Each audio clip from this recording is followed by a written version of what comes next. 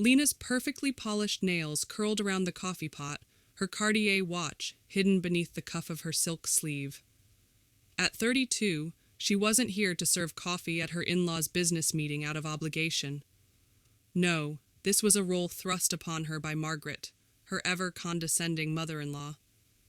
"Be careful not to spill," Margaret sneered, adjusting her ill-fitting knockoff designer blazer. "We wouldn't want you embarrassing the family more than you already do." A ripple of laughter spread through the room, except from Ethan, Lena's husband, who suddenly found his laptop screen fascinating. After 5 years of marriage, he had mastered the art of silent complicity, his avoidance of conflict coming at his wife's expense. Lena's grip remained steady as she poured. Her Stanford MBA and the reality of her true position, the silent CEO of one of the nation's largest tech conglomerates, were still her little secret, kept at Ethan's insistence to keep the peace. Margaret's voice cut through the room. "Hurry up, coffee girl. Our CEO is arriving any minute, and we need to appear professional." Ah, the so-called acquisition offer. Lena bit back a smirk. She knew exactly what was happening. Her company, Novatech Industries, had been strategically acquiring shares of her in-laws' failing business for months. Today's meeting wasn't just about negotiations, it was about sealing their fate. The door swung open, and a familiar voice filled the air. "Apologies for the delay." Daniel Park, Novatech's public-facing CEO, stepped inside before abruptly halting. His gaze landed on Lena, coffee pot in hand, and confusion flickered across his face. "Mrs. Caldwell?" "Just Lena," she interrupted smoothly, watching Margaret's puzzled expression. "Cream and sugar?" Daniel recovered quickly, though his glance at her held a silent question. "Black, please, thank you." Margaret practically shoved Lena aside in her eagerness. "Mr. Park, it's an honor to have you here. Please ignore our daughter-in-law. She's just helping out since we couldn't get proper catering today." Daniel's eyebrows shot up. "Your daughter-in-law?" Margaret heaved a dramatic sigh. "Unfortunately. But let's discuss business. We received your offer last week, though. Honestly, it's lower than we anticipated." Lena slipped into the corner, casually tapping out a text to Daniel. "Play along.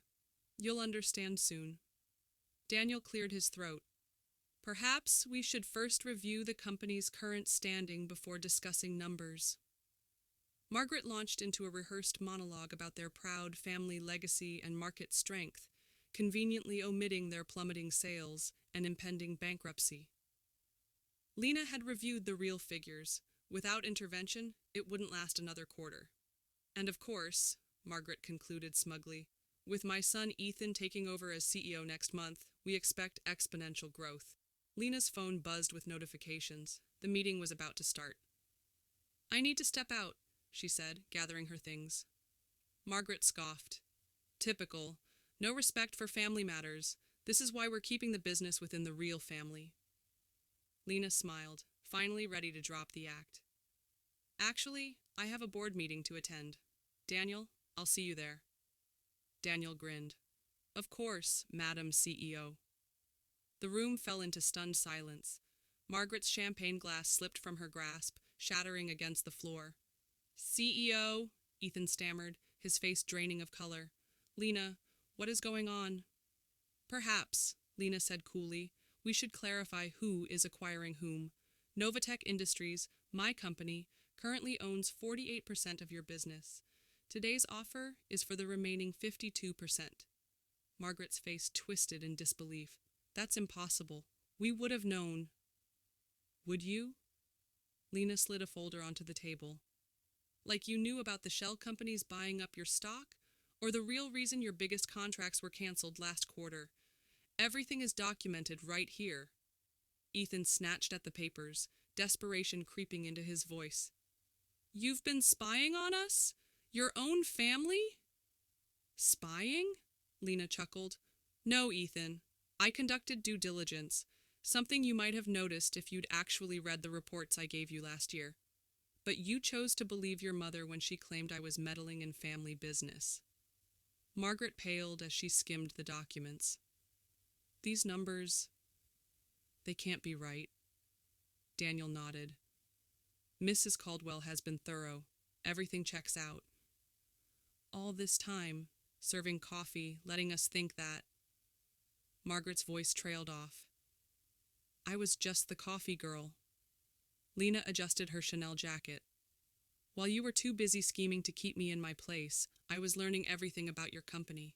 It wasn't difficult, your weaknesses were glaring. Ethan's voice wavered. We'll fight this. Our lawyers— Your lawyers? Lena interrupted, her smile sharpening. They work for the board, not your family. And as of today, the board works for me. Margaret collapsed into her chair. Why go through all this pretense? Lena exhaled, allowing herself a moment of reflection. 5 years ago, I offered to help. I had the expertise, the connections, and the capital to turn things around.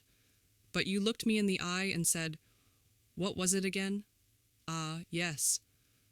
Gold-digging daughters-in-law should know their place. She glanced at her watch. Speaking of places, I have a company to run. Daniel? As she strode toward the exit, Ethan's voice broke through. Lena, wait! We can talk about this. She paused just long enough to glance back. Like we talked about it last Christmas? When your mother announced you as CEO and you sat there silently while she told me to focus on more suitable activities, like planning dinner parties? She shook her head. That time has passed, Ethan. Now it's time for business. Her heels clicked against the marble floor as she stepped into the elevator. In the mirrored walls she saw what Margaret never had, not just a daughter-in-law, but a force of nature. Her phone buzzed with another message from Daniel. Brilliantly played, boss. The board's ready when you are. Lena smiled. The real work would begin tomorrow. Restructuring, innovation, leadership. But today? Today was about justice, served with a side of irony and a perfect cup of coffee. The doors opened to the lobby, where a group of board members waited. Mrs. Caldwell, they greeted her respectfully. Behind them, through the glass doors, she could see reporters gathering. Word traveled fast in the business world. Lena straightened her shoulders, ready to face the press. Let them tell the story of how the coffee girl became the CEO. Let them write about the family that underestimated her, but most importantly, let them watch as she transformed a failing family business into something extraordinary. After all, she thought, stepping into the suite, success was the sweetest revenge of all. Lena outlined her vision for the company's future: a complete digital transformation, sustainable manufacturing practices, and, most importantly, job security for all current employees. Mrs. Caldwell, reporters called out as she left the podium. What about your in-laws' role in the company? Lena smiled diplomatically. All personnel decisions will be made based on merit and qualification. Now, if you'll excuse me, I have a board meeting to attend. Her phone had been buzzing constantly since the morning's revelation. 37 missed calls from Ethan, dozens of text messages from Margaret, and surprisingly, an email from her father-in-law, Robert. You've outplayed us all, his message read. I should have listened 5 years ago when you warned me about our outdated systems. The company's yours now. Just please take care of our employees. At least one of them had grace in defeat. The board meeting was brief and decisive. Lena's restructuring plan was approved unanimously, and by evening, the company's stock had jumped 12% on news of the acquisition. When Lena finally left the office, she found Ethan waiting by her car. You've reached a new low, he spat. Using our marriage to spy on a family business? She calmly unlocked her car. Interesting.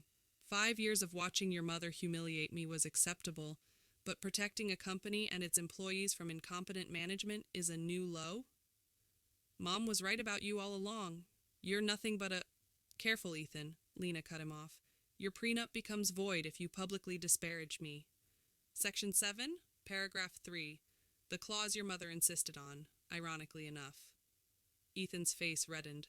You won't get away with this. I already have. Lena opened her car door.